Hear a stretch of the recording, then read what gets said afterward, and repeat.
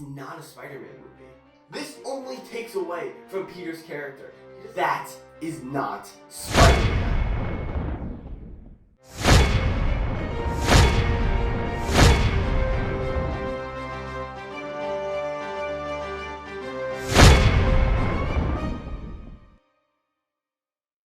What is up YouTube, my name is Gio, and this is hopefully going to be a shorter analysis because after that Far From Home video, yeah, a sequel I feel needs to be made. Expected to come out sometime next week. Anyway, a few weeks back, Marvel re-released Avengers Endgame, even though the movie was still in theaters at the time, but this new version of Endgame had some extra footage and deleted scenes. So yeah, this is painfully obvious that this is Marvel and Disney's attempt to beat Avatar for the position of highest grossing film. Now this isn't the worst idea in the world, as long as the extra footage is high quality and adds some more to the movie, people will feel justified to go see it again. Now before we get into this, let's do some quick math. At the time of me writing the script, Avatar is $21.6 million ahead of Endgame, under the assumption that people that go to watch Endgame with the extra footage pay for an adult ticket, which averages out to about $13. This would mean in order for Avengers Endgame to beat Avatar, they would need to sell over 1.6 million tickets.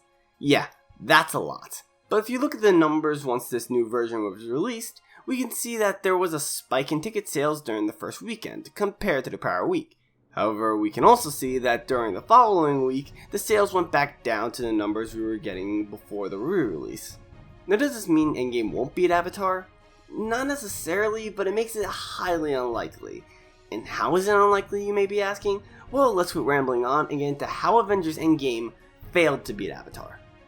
Now there are only two reasons that are going to be the cause of Endgame's failure to beat Avatar, this being the actual new footage and the release date. Let's start off with talking about the extra footage, because to put it bluntly, it's horrible. You only get 7 minutes of new footage and it's all tacked on at the end of the movie. It's not even a 7-minute scene, it's just 3 individual clips that were going on the Blu-ray anyway. You might be thinking, well maybe these are some revolutionary clips that completely change the way you see Endgame. And you'd be wrong. The one clip that I think should have been at the end of the movie from the start was a tribute to Stan Lee. A nice little behind the scenes of Stan Lee during all his cameos in the MCU, and it's just a nice sentiment. Along with the opening Marvel logo being the one used in Captain Marvel, which once again I think should have been in the movie to begin with, and dare I say should be in every Marvel movie from this point forward. However, the other two clips are just abysmal.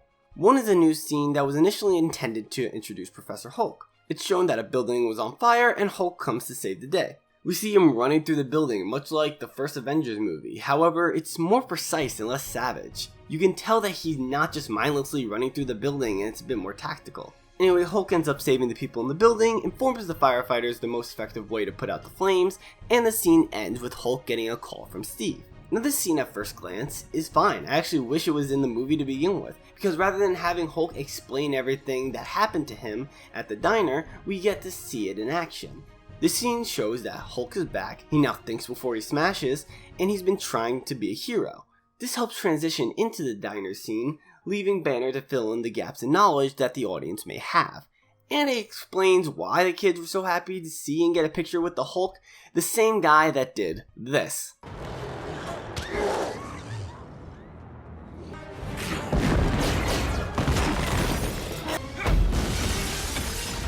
So yeah, this seems to be all well and good. Except for the fact that the CGI in this scene is unfinished.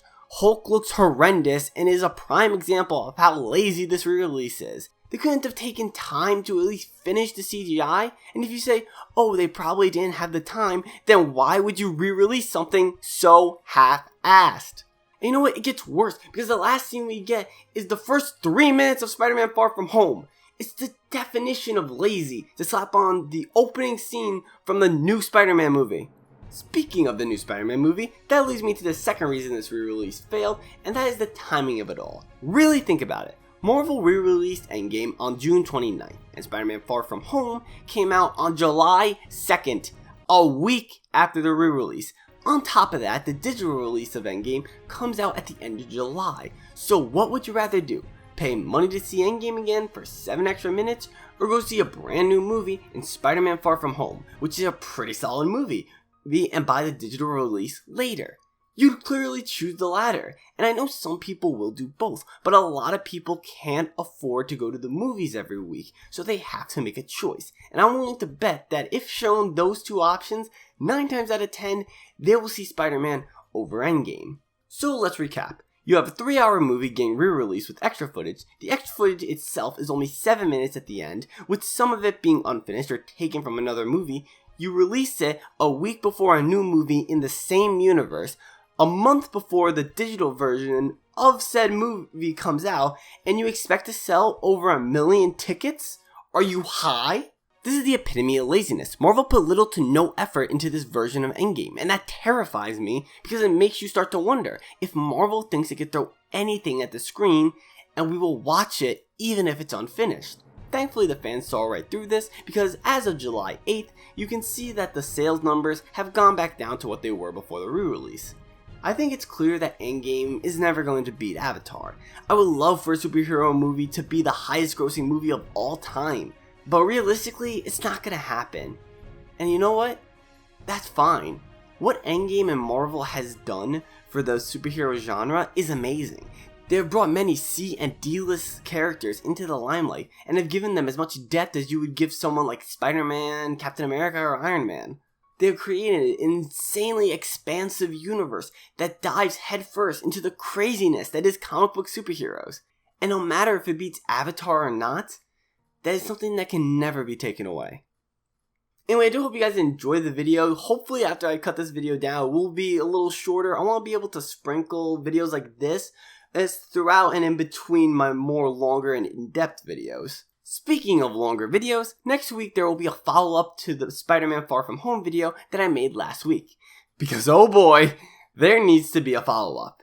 Anyway, what I want you guys to do is to go to that Spider-Man video, watch it, and then in the comments below, tell me your problems if you had any with it. And depending on the comment, I'll probably feature it in my next video talking about Far From Home again. Also, while you're down there, tell me if you think Endgame will ever beat Avatar. I find it very unlikely, but hey, you never know.